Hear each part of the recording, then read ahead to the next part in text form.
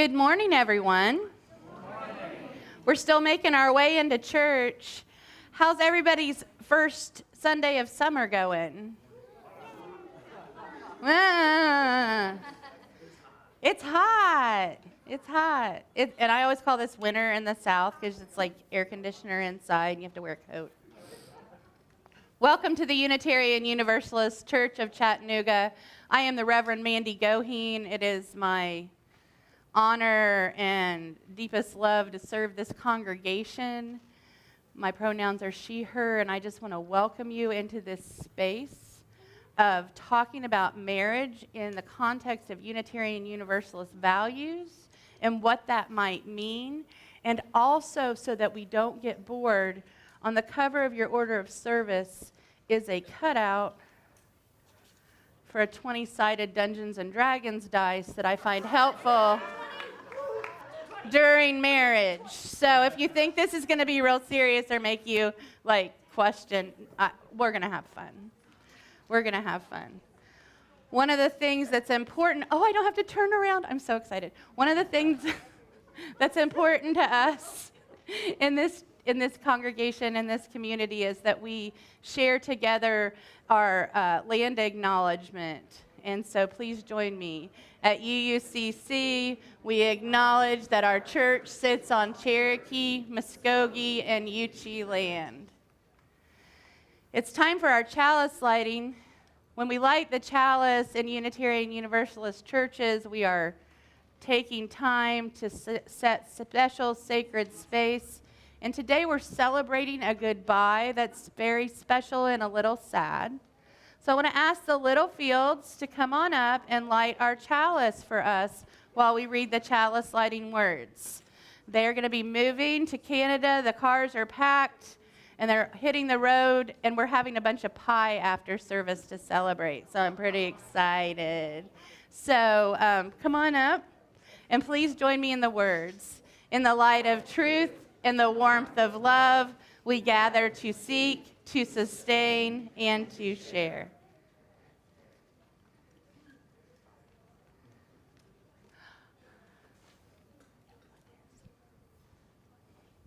That's why I got rid of all the candles.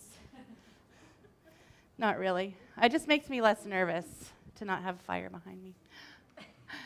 Okay, so we're going to rise in body and our spirit and join in our opening hymn. This only has one slide. Now, I want to just say something really radical today. This song is found in the gray hymnal.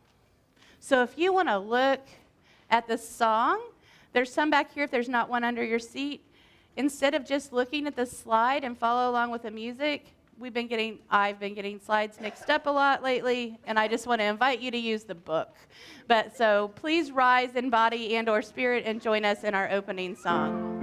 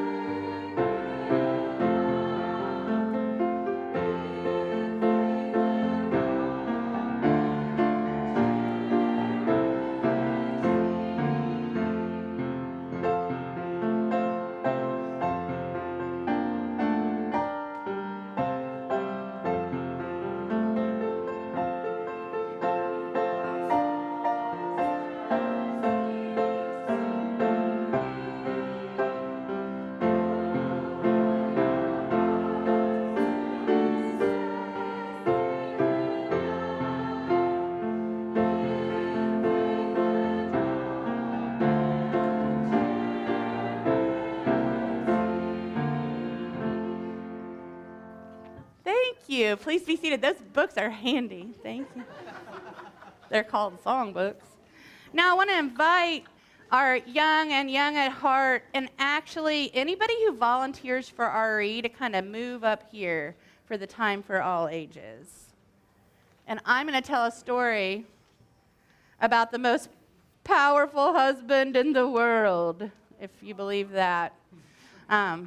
You'll be surprised who he is. Any RE teachers want to come up? No, you'll get to come up in a minute. All right. Okay, I don't want to stand here. I'll stand right here so I can see y'all. This is from a myth or a legend from North Africa, so it's something that's it's a story that teaches a lesson, right? So it is said that a monk whose prayers were always answered, one day was seated at the seashore when he saw a kite, which is a hawk, not a kite, holding in one of its claws a little mouse, which escaped and fell on the monk. Touched with compassion for the mouse, he took it and wrapped it in a leaf and carried it home with him. Fearing that his people would not be very eager to care for it, he prayed to his Lord to change it into a young girl. Immediately, it became a young girl, gifted with great beauty. The monk led her to his wife and said to his wife, "Here is a girl who belongs to me. I desire you shall treat her as my own child." So it's like having a stepkid, right? When she come to the age of womanhood, the monk said to her, "My dear daughter, you are quite grown up and absolutely must have a husband. Choose one to suit yourself so that I may unite him and you." It's called an arranged marriage. We do things a little differently here. So he's trying to arrange this marriage and find the best husband for this daughter he adores, which sounds like a really awful hard job. So perhaps you would like the sun, he said, and he went to find the sun. "Oh, thou who art so essentially great, I have a daughter who desires to have a husband who is the most powerful in the world. Would you be willing to marry her?" And the sun said, "I'm the sun. I'm not a person. I'll show you someone who's more powerful than I," said the sun. "It's the cloud that obscures me and makes my rays pale and tarnish the splendor of my fire." So the monk went and asked the cloud, and the same thing happened. The cloud's like, "I'm a cloud, I don't marry people," right? "I'll show you someone more powerful. Go find the wind, which makes me come and go and drives me to the east and west." And the monk went and found the wind, and I bet you can guess what happened. The wind's like, "I'm the wind. This is weird." And so the wind said, "Well, I want to show you someone more powerful than I. That is a mouse, against which I cannot defend myself when he bores in and makes homes in the mountain." I guess he was talking to the mountain. So the mountain suggests the mouse. See, when you're trying to find a mate, you have to go to all different kinds of sources and places. So eventually, the mountain says, "I know your daughter should marry a mouse." And he said to the mouse, the monk went and said to the mouse, "Well, would you like to marry my daughter?" And the mouse was like, "She's not going to really fit in my hole. This is not going to work. This is a person. I'm a mouse." And the monk prayed to his Lord to change the young girl back into a mouse. And she was as she was before, and entered the contentment of marriage. And lo and behold, married the Mouse King. The end. So don't try to marry mice, wind, sun. Try to find somebody who's in the same species category as you. And being like a living creature seems appropriate. So that's my little silly story. But don't go anywhere, because we have something else. And Camille is going to help with that, and I think you're helping too. Hello. My name is Camille Mason. I'm the Director of Religious Education. And just to kind of, as a thank you to all of our RE volunteers for all the hard work that they've done this year, we have a little goodie bag. So if you're an RE volunteer, would you stand up? None? No? Yes? Oh, there they are. Thank you. Yes, give them a round of applause, because these guys are incredible. The Sunday would not happen if we did not have our amazing volunteers. They come in, they build relationships with our youth, they create awesome just environments and fun things, and do all the things. So they are incredible. And as a thank you, please come on up. We have a gift bag for you. Would you guys, youth, like to help pass them out? Yes? Okay, come on up.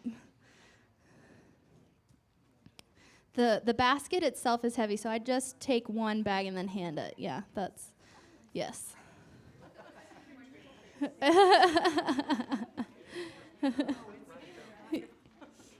And, you know, it is a summer month, so we have a lot of people traveling. We have a lot more volunteers than this, and so they can come and get their little candy bag later on. Oh, I think that's all the volunteers we have, guys. Maybe if they give you a candy bag, you become an RE teacher. Excellent idea. With a background check and 6 months of being here. Self-select. Okay, thank you. Thank you. All right, let's sing the folks downstairs.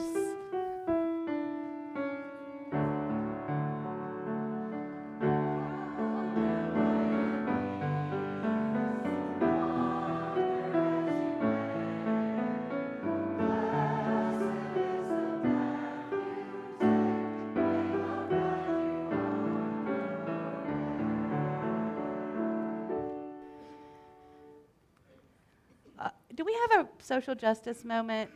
If not, Dave, I put some recycling stuff up here. Dave, do you want to say something about recycling? Recycling's good. The numbers are confusing. He's guarding the front door, which is also super important. See, I'm never quite right about this. I try to help and I make it more. Recycling's good. And I want to say that yesterday we were having a sack race. And I had the brilliant idea that instead of getting more bags to have the sack race, that we would use dog food bags and chicken feed bags and all of that. Nobody took me up on the offer to put a chicken food bag on their body and jump through the yard, but I thought it was a good idea. Did you have anything about recycling today? Ha ha ha ha ha. Thank you. Perfect. I have some, there you go. What? That's nice. Yeah, I was ready for you. Just say a little, 2 minutes. We'll have some plastic containers at some point so we can recycle these. There's It's other not things going on right now. Closer to your mouth. That What? one. Eat the mic. I did want to say that I'd like to do a public activity on recycling at some point if I ever get all the other stuff done. I want to gather the kids and anybody else out on Navajo Drive and pick up all the junk that's out there. There are large numbers of plastic bottles and beer bottles and all kind of stuff out there that should be recycled. What I would like to do is call the media and have them show up and do a plea for a bottle bill to get into the legislature, because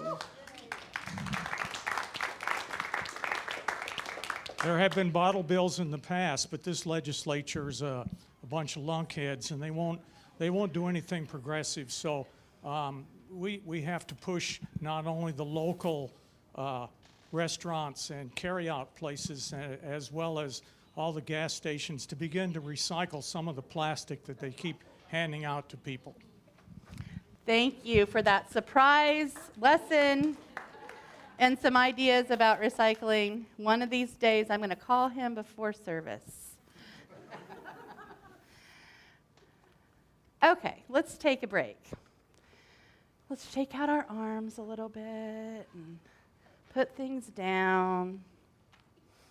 Let's breathe in together. And I'd like to invite you to imagine holding a ball of light. You can close your eyes if you're comfortable. It might be a glass ball reflecting the light of the sun, not too hot, just warm and comforting to your touch. It might be a beach ball, light and airy and colorful, or any other ball you can imagine. As your body is comfortable, as you breathe in, raise the ball into the sky towards the sun. Imagine your ball absorbing the warmth and light of the sun, warm, cozy, and comforting. On an out breath, lower the ball to your belly, soaking in the warmth and light. Breathe. Once more, as you breathe in, raise the ball to the sky towards the moon and the stars. The cool and quiet night, stars glowing in the vastness of space. Imagine your ball absorbing the coolness and quiet of night. As you breathe out, lower the ball to your belly, soaking in the cool and quiet of the night. One last time as you breathe in, raise your ball into the sky towards all the planets and solar systems and galaxies out in the vast, beautiful universe. Imagine your ball connected to the vastness, absorbing the mystery and the beauty of space. As you breathe in, lower your ball to your belly and soak in the mystery and beauty of the universe. Breathe in gratitude for this day, for the earth, for this community, and for this life. Breathe in for love, and out for justice, and in for what you need, and out for what you're letting go. Remember throughout the week this energy and love and care you've created for yourself. And when you remember it, remember that you are blessed. May it be so. Now is a time in our service where you're invited to come forward and drop a stone in the water of this community. One of the things I like to do when I do this is hold on to the stone for a moment and give it what I need to tell it. I saw somebody whisper. You can also put an extra one in your pocket and bring it back next week. You could always just bring a random rock to church that you like that's holding on to what you need. Not too big, so. But I do love rocks. But this is an opportunity for you to place what is on your heart in the cleansing water of this community.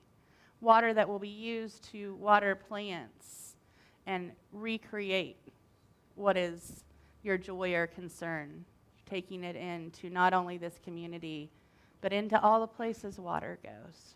So with that, you're invited forward. Although there's some in the back if you'd like to not come forward.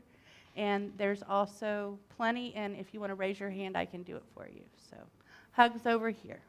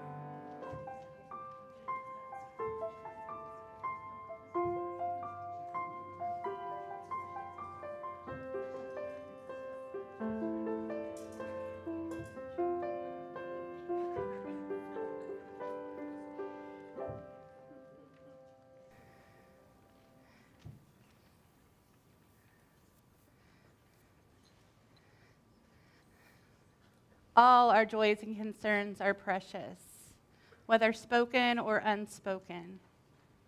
All our joys and concerns are home in this space and held with love. And remember, even if it's your first time here or you're always here or you come and go, this place is here for you.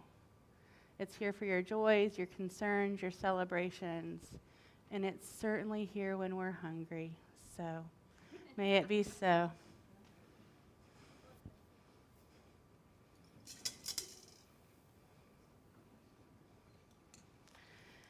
So I just want to say, I'm having trouble keeping track of my clicker today.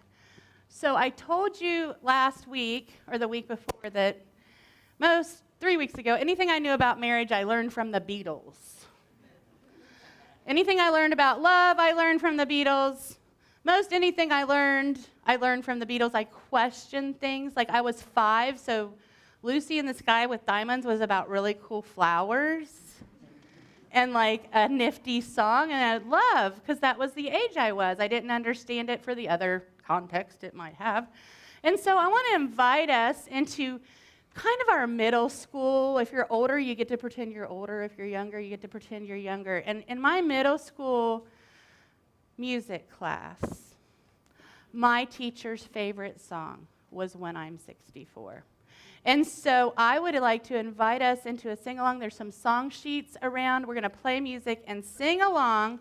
Please stand if you're willing and able. And we're going to do the special music ourselves today and sing When I'm 64. You can dance too.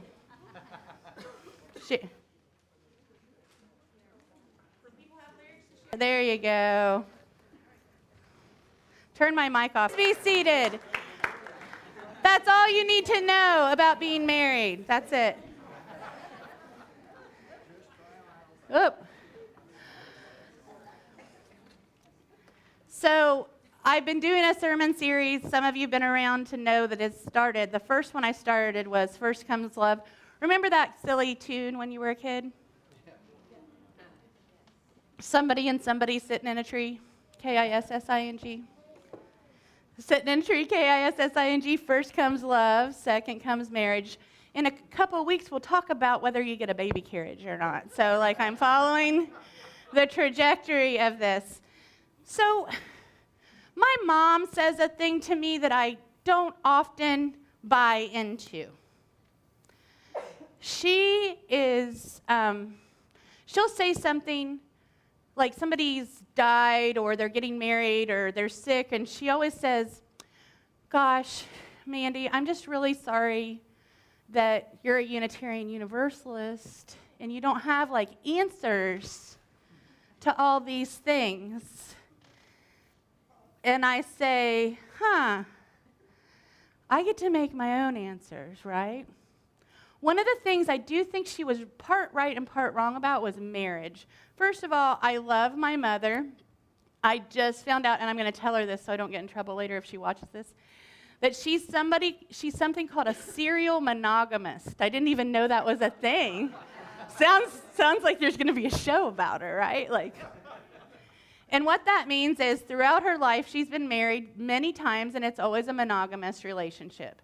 So the reason I'm an expert on getting married and getting divorced and breaking up is not because I've done the divorcing and breaking up with my own marriage, but I have experienced it 5 times with my parents. So I've been there a few times. Also, I have this thing that I say as a minister, which is, and this is kind of scandalous, but I would rather bury you than marry you. Everybody's like, oh, that's morbid, right? No, it's not. The second one just seems a little more permanent, like it's going to stick. Thank you. My sixth sense of humor will be here always. But what I'm saying about that is we enter into marriage in a way sometimes that we don't understand that it is until death do you part. And I say this with the deepest respect, that even through divorce, widowhood, all the things, separation, military, all the things, You are still connected to that person in that covenant, or in a space of mourning that until you're probably done. Some people move on. Some people find the loves of their lives in second marriages. My mom, once again, really gave me a role model to see the kind of person I wanted to marry in her second marriage. And he was even tall with red hair. I mean, it was pretty specific, right? And the thing, I guess, that I really miss from childhood and Catholicism specifically is marriage is considered a vocation. Like ministry, look, I heard some, oof. Like ministries, a vocation. In the Catholic Church, marriage is one of the 7 sacraments. And so when I was raised and going to catechism, you either like married God or you married someone else. There wasn't a lot of single life availability. I want to affirm single life. I want to say that I find it quite rock and roll. I know it happens. I mean, y'all get to pick whatever you want to listen to on the radio. Being married is not for better most of the time. How long have you been married, Daddy, Steve? 48 years. So Daddy agrees with me. 47. Oh.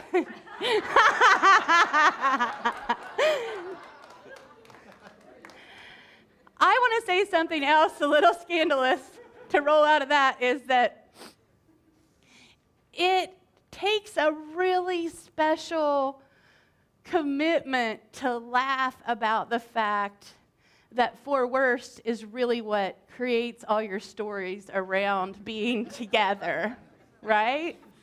That's an adult thing to think.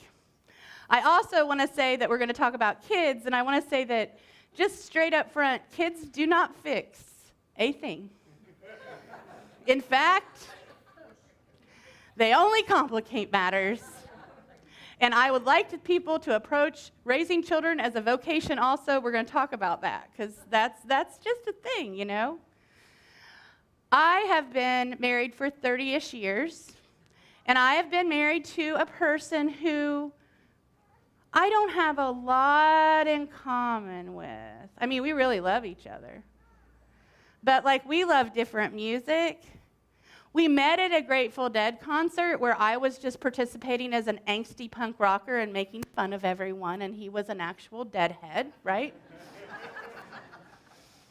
But the thing that has challenged our marriage, perhaps more than anything, is a little role-playing game called Dungeons and Dragons. I've learned more about being married through Dungeons and Dragons than most any other thing, and guess what, y'all? I've only played it 4 times. I know that if you don't know what Dungeons and Dragons is, it's a fantasy role-playing game that was developed so that you could go on quests and get a lot of gold and kill monsters and save things and do all these things. It's a group of people that get together and they roll all kinds of fancy dice that I don't know what they mean, but I find everywhere. Somehow this game takes up not only 17 hours of your life, but my whole kitchen. And once my children and I had to eat Thanksgiving dinner on the porch because of the Dungeons and Dragons game going on in my house. And I love him for loving that. It's so different, and it's something to talk about. And if he didn't play Dungeons and Dragons, I wouldn't have some silly things to say about marriage and Dungeons and Dragons. Specifically, let's talk about rings, okay? So in Dungeons and Dragons, you can roll dice and find special armor on these quests. And so the wedding ring is sort of like that special armor for some people. So what I think the wedding ring does, it's armor, but it doesn't always work. So the wedding ring is supposed to have a purpose, which is it reminds you. I don't wear mine very much because it's very sparkly and I get distracted by sparkly things. But it's supposed to be a reminder that I love him, and it's supposed to be a symbol to other people that I am taken. that doesn't always work. In fact, some people have different alignments than others, and if you want me to bring you in on that joke, in Dungeons and Dragons, you decide what alignment you are. And there's like good, neutral, lawful, is that right? Evil. Oh, I don't like evil. Huh? Chaotic. Ooh, I do like chaotic. I think I'm chaotic good. I do. I've always thought that. But like when a chaotic good person and a lawful good person marry, it just complicates things. What I want to say is in Dungeons and Dragons, there is a character sheet, and you get to decide what race you are, whether you're some jellyfish with special powers. I mean, the sky's the limit. You could be a wizard jellyfish, you all, in this game. It's amazing. And all the bad guys are in a book called the Monster Manual that you get to carry around. There are no monster manuals in marriage. I wish there were. Nobody hands us a book and says, here's how you do this thing. Marriage is not what they said in the Catholic Church, in my opinion. I am not one person with Andre and we're like tangled. We are entangled with each other because we love each other. We're committed. We have something called a covenant with each other. A covenant is the rules of engagement. Now, Dungeons and Dragons people would say that I've come up with homebrewed rules. That means I made them up. That are not in the manual, because I was asking him on the way to church about that. I was like, well, what if two characters are married? And do they lose hit points? Does it get averaged out? Do they have more vitality? Like, what happens? And he told me the most disappointing thing. It would just be a side story on your sheet that you were married to someone. Isn't that funny? Sort of. But then I started making up a lot of rules about it. Like, you both would, have to average out your hit points and vitality and all that stuff. If one had too much charisma, it might drive the other one away. I have all the answers.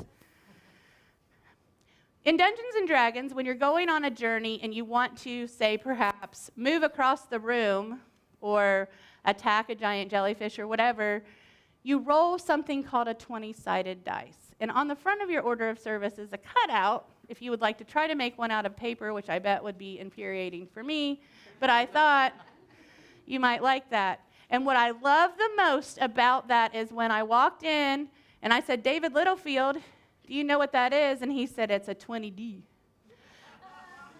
So there is a language of Dungeons and Dragons, just like there's kind of a language in marriage, right? There's these things that you know, and you say, and I want to just take a step back and say, define marriage in my opinion, which is a committed relationship where some kind of covenant has been presented as an official thing. Now, I am not judging who marries who or how many or what, as long as you are co-creating what marriage is, and there is a balance, and nobody is being abused or taken advantage of or tricked or any of those things. Marriage is not about oppression. Marriage is not about getting what you want. Marriage is not about a wedding, right? Marriage is not about a reception and who sits at what table. Even though that is a little bit like Dungeons and Dragons when people are planning the whole room and who's going to sit where, right? Like, we can't have the elks and the orcs and the dwarfs all sitting together. You have to keep them apart. And so there are reflective parts, but the marriage and the wedding is just a day. We have lots of days where we mark changes in our lives and our intentions going forward. But I want to tell you that I believe deeply that we are all individuals with our own agency, our own power, and there is no such thing as losing yourself in marriage. And if you're finding yourself there, ask some questions. There are rules, The rules are honesty, open communication, and wild bravery. Wild bravery to ask really bad questions to each other and not be judged. Wildness in taking care of each other in those worst moments. Like, you know, half the reason church happens on Sunday is that gentleman in the back finds half my clothes in the morning. Right? Like that kind of stuff is what's important. And it is not required to be married to be in a relationship like that. There is a joke in Catholic, kind of keep in this little vein of what I understand from catechism, where a nun or a priest is married to God, G-O-D, God. I don't know about that. I believe that there are some cases where you can be vocationally committed to that, but it has to be so that you're not hiding from something else. It can't be a cover story, just like marriage can't be a cover story. If anybody heard anything from me today, our first principle is the inherent worth and dignity of every person. And you as an individual have inherent worth and dignity. And marriage is not about coercion or mistrust. Marriage is about taking the chance to trust each other. Now, sometimes we are in relationships that are pretty fun, like dating relationships, or I don't know, I haven't done that in a long time. But what I've noticed is when I ask people where they met nowadays, it's online dating appy things. I tried to use one to find a friend. No, it's not. The algorithm is not for me. But what I want people to remember is that's a fine way to meet each other. But there has to be a second assessment. You can't just go on Match.com, said you were perfect for each other. I mean, it's a great start for many people, right? But it's more than some algorithm on a computer telling you that you're a match. And it is not a measure of your value or worth whether you ever get married. I find it odd that I have a very low opinion of it. It's probably because of all the divorces and deaths in my family from my parents. I made this thing, I was very thoughtful about getting married. We lived together for a year, which was very scandalous. And I'll tell you what, if we lived through that year, we could do it. It was one of those, and we still liked each other at the end of the year. And he hadn't changed me, and I hadn't changed him. But here's your sign. You grow better together. You enhance the oneness of the other. You take chances to be vulnerable. And if you're starting to feel like things are going wrong, I promise you all, because until you're in the situation you can't understand, you have got to be fiercely brave and honest. And I have been fiercely brave and honest. I had some really cute 22-year-old who thought I was cute one time, and it was like awkward and flattering, and then it just kept going blah, blah, blah, blah, blah. And you know, I just told him, you have to prioritize honesty, and you have to prioritize, at the end of the day, doing the most good together as a couple. And you have to prioritize your individualism and your alone time. And if you love Dungeons and Dragons and Dan Fogelberg, or like, I know some of you, I know, it's fine. I'm not judging. Or you like the Grateful Dead, for example. But, or Dungeons and Dragons. It's not about changing that. There's no way I could have changed what he liked, or the fact that he did quit wearing like the macrame hat at least. And I dress less like a biker. So, you know, we've all come a long way.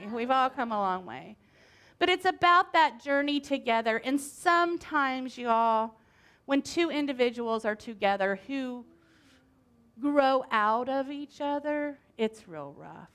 And I want you to know that this community's here for you. I also want you to know if you're considering marriage, I will do my best to talk you out of it. I find it important to talk people out of it because if you have a hesitation, but you already bought the dress, let's just take a break. It's easy to say that, right? When you're in the moment, this is very different. I just want to lift that up. Listen, getting married because you said you were going to, and you don't want to disappoint other people is the wrong reason. Getting married because you cannot imagine one more day without this person, and it's a bigger pain in the butt to go visit them every day than get married, that might be a good reason. When your stuff fits in the same house without clashing. I mean, there's all kinds of signs, but the best indicator is laughter and kindness and thoughtfulness and vulnerability and bravery. Marriage is not for the faint of heart. It does not always last. But if a Unitarian Universalist gave you a reason or what marriage would be, I would always go, I'm committed to the inherent worth and dignity of another person. Or five other, I mean, I'm not judging. You know, however many people, remember, some people can chew more gum than others. It's just up to you. Some people have a lot of dice. And some people can't even figure out how to do math. So let's just like find a balance. But just if you're in a place where you're questioning or you're sad or you're worried about the other person and you want some help with that, I'm always here. No judge. I don't gossip. I'm like the end of the line for a lot of stuff. And I know how hard it is to be married to somebody who's sick, and now he knows how hard it is to be married to somebody who's sick. And like, we know a lot of things after the last 30 years. But I just want to say, just because an algorithm matched you doesn't mean that that's all the work that needs to be done. You need to keep working. And if you're not laughing together, you're not making each other better, no matter how many hundreds of years you've been married, it's time to go out to dinner with each other and talk. My priest once told me that we were in a marriage class together. And he said, don't watch TV alone. We struggle with that too because I like really gruesome stuff and it stresses him out. So we watch some things together, try to watch TV together. He said, never go to bed in separate beds. Now, I know people snore and all that. I'm not talking about that. But even if you're mad, go to bed in the same bed. Because sometimes when you're really mad at the person you're committed to, all you need is a nap and a sandwich. May it be so, and blessed be.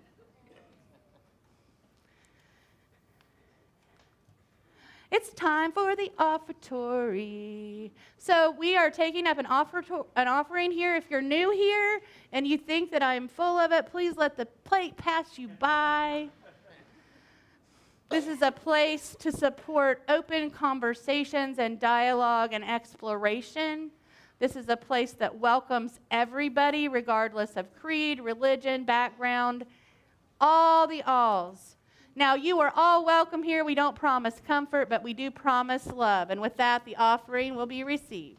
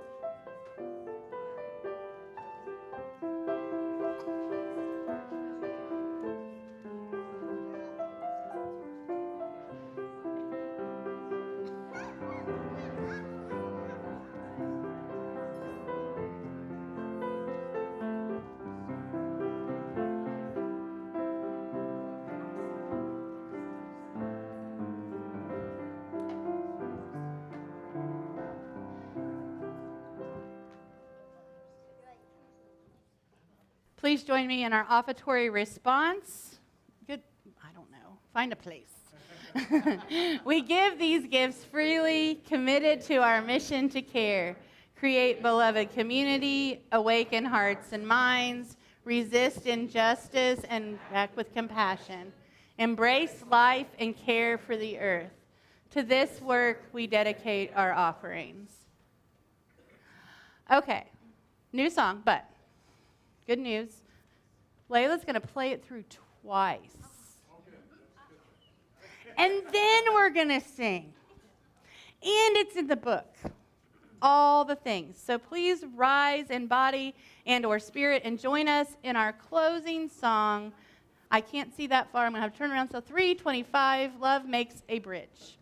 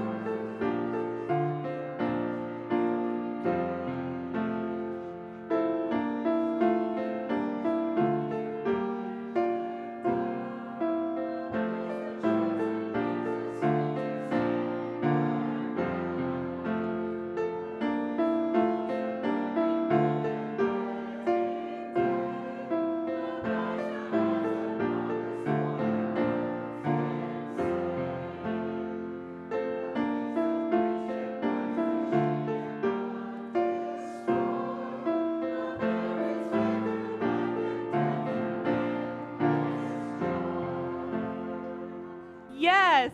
All right. They did great. All right. So what? Marriage is as confusing as Dungeons and Dragons. There is no manual. You are not measured by being married. In fact, you need to do your measuring before. I had a wise boss once tell me that you had to be a good single before you could be a good couple, and somehow that always resonated with me.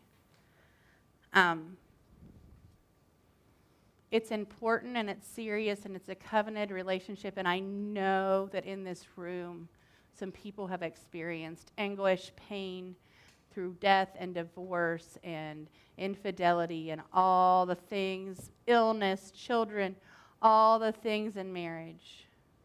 Some marriages just grow apart. But here's what happens when we don't talk about it.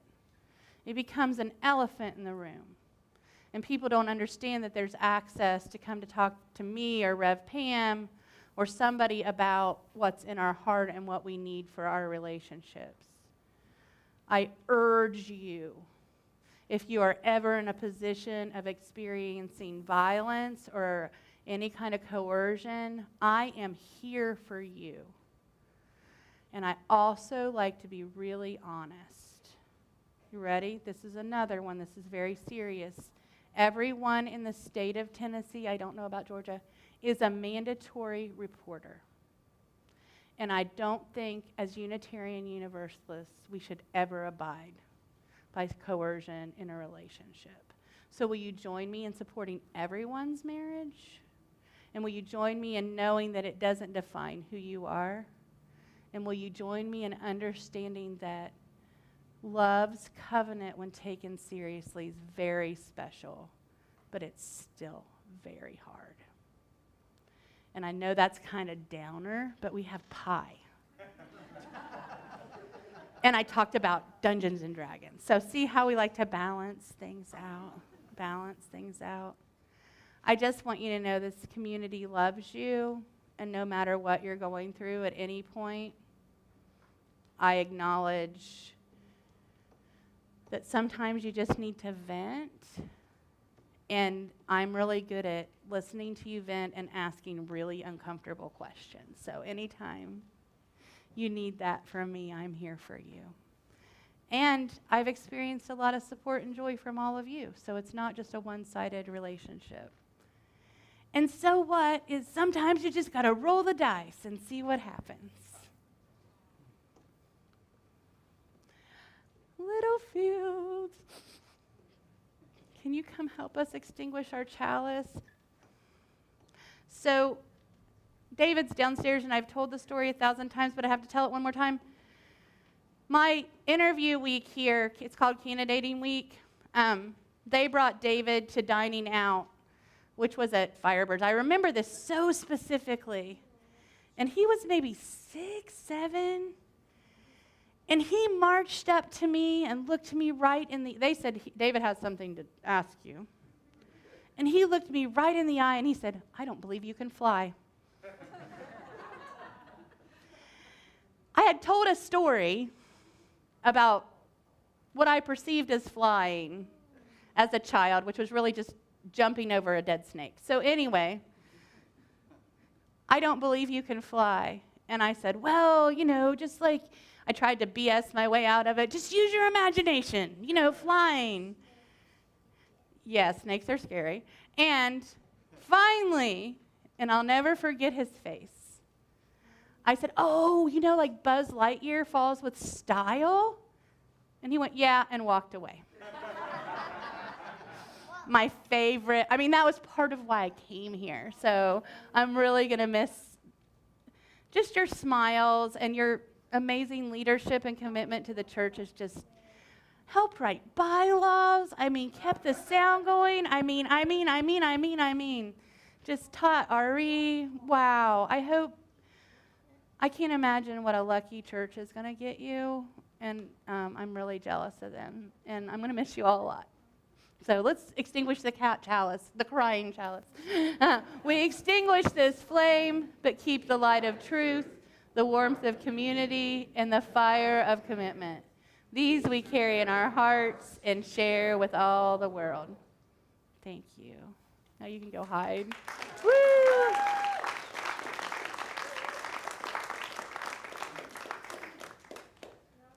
So this is announcement time, and I wanted to say something really cool because we have a big crowd today. Next week is going to be phenomenal.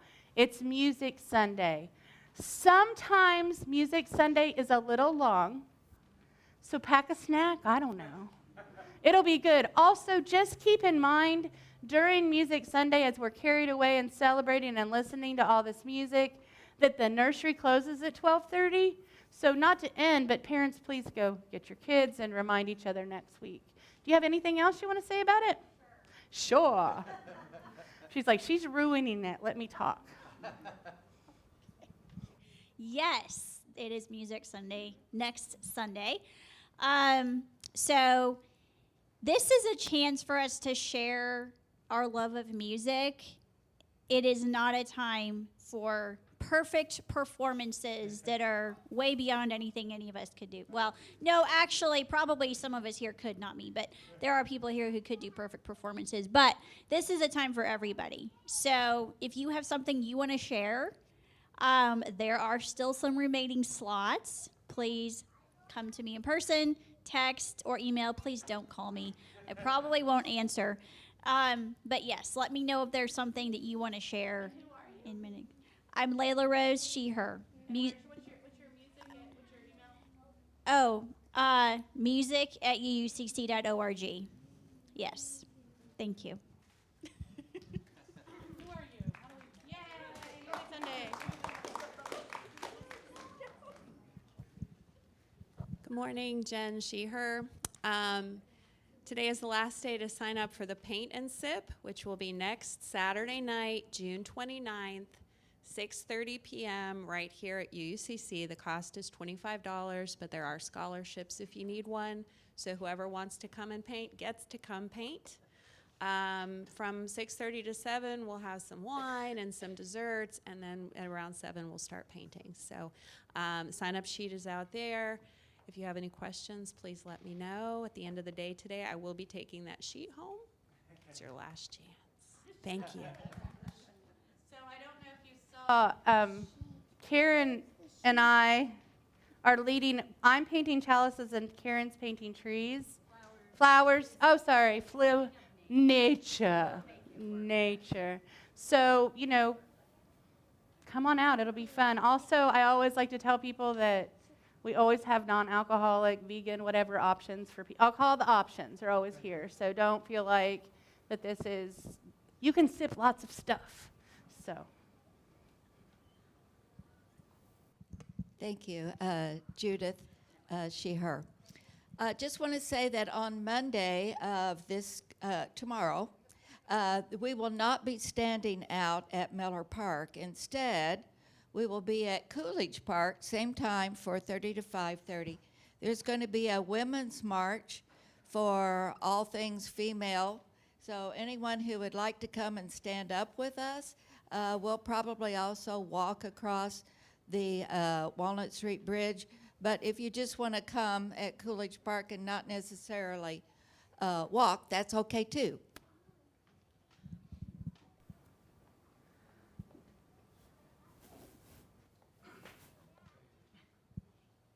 Hi, I need to rustle up a friend with a pickup truck to help me move that pile of junk that's down there in the parking lot.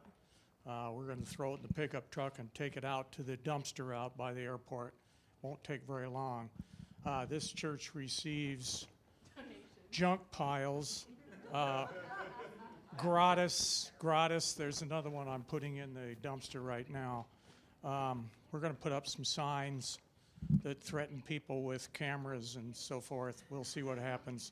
This is an old story because we own 7 acres, and people who don't want to don't want to go out and do it for free, dump it on our property.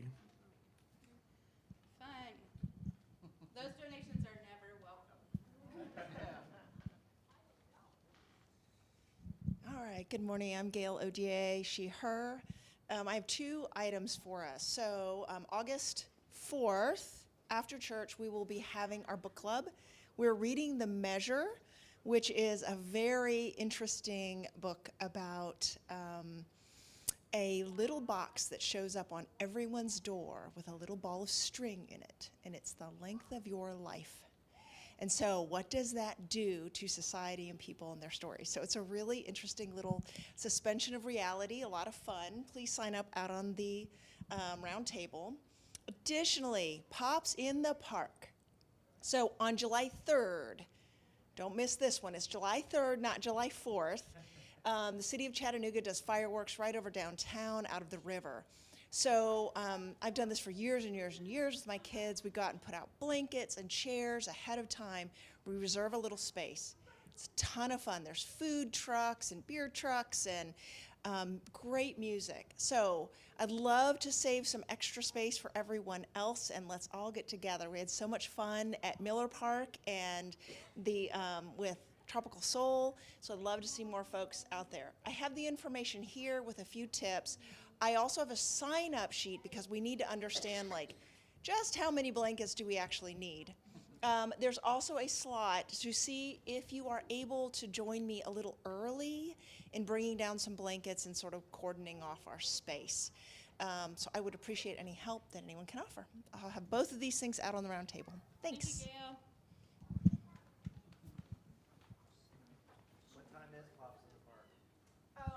It'll start at 4:30 is when the music starts, but people start accumulating. The symphony orchestra starts at 7:30, and then the fireworks are about 9:30. Hi, Dylan. Pronouns are he, him, and his. I just want y'all to know that the coffee and greeter service today was provided by your Board of Trustees. Give it up for the Board of Trustees here. Yeah.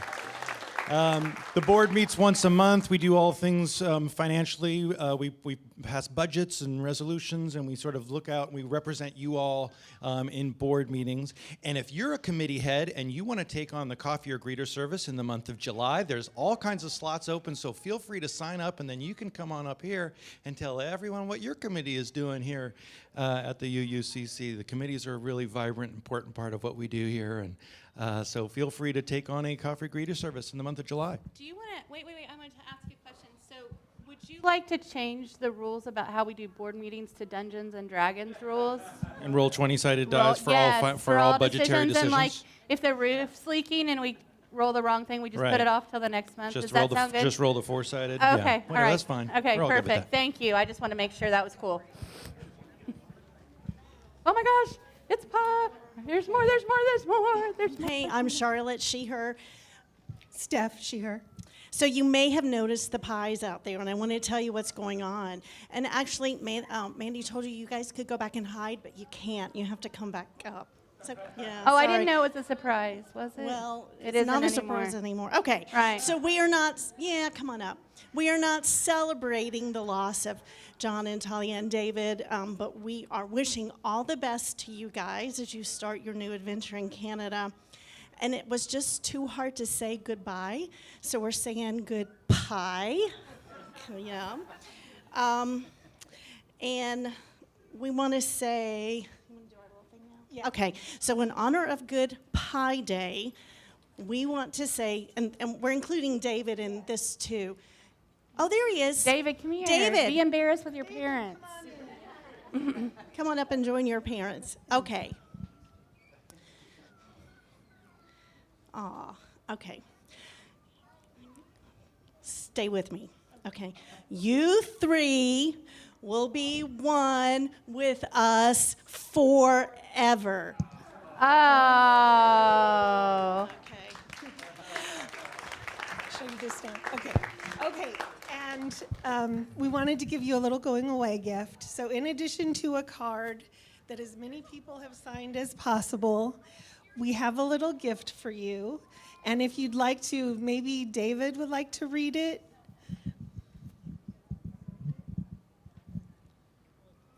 A friend may well be reckoned the masterpiece of nature.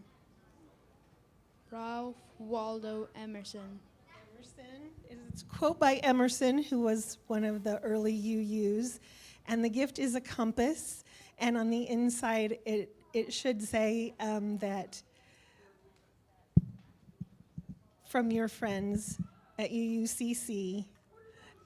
It's also difficult to open. I think you can just, there it goes. It's a compass, and we hope that it will help you find your way on your journey, and we hope that it will help you remember that you can always find your way back to us. Okay, pie rules. And pie, I think, is chaotic good. Yeah. Okay. So plates, forks, and napkins are to the left of the coffee station. So it's going to be this glorious coffee pie mixture of a line. And then you'll make your way down these tables. The gluten-free and vegan options are on the table closest to us here. Ice cream and whipped cream is on a separate table. We will have some of these nice little biodegradable to-go containers. If there's any pie left over and you want to take some home, feel free to. And let's please let Talia and David and John go first so they can be sure to get some. All right, so Talia, your favorite is the strawberry rhubarb. And John, you're a pecan pie guy? Oh, he loves it all. And David has never said no to pie, so we hear. Okay, I think that's it. Yeah, and we'll have people helping to serve too. Okay, anything else you want to add? That's it, let's have pie. The pie covenant has been declared. The pie covenant. All right, so the service has ended. May our service to the world begin, and be nice and eat pie.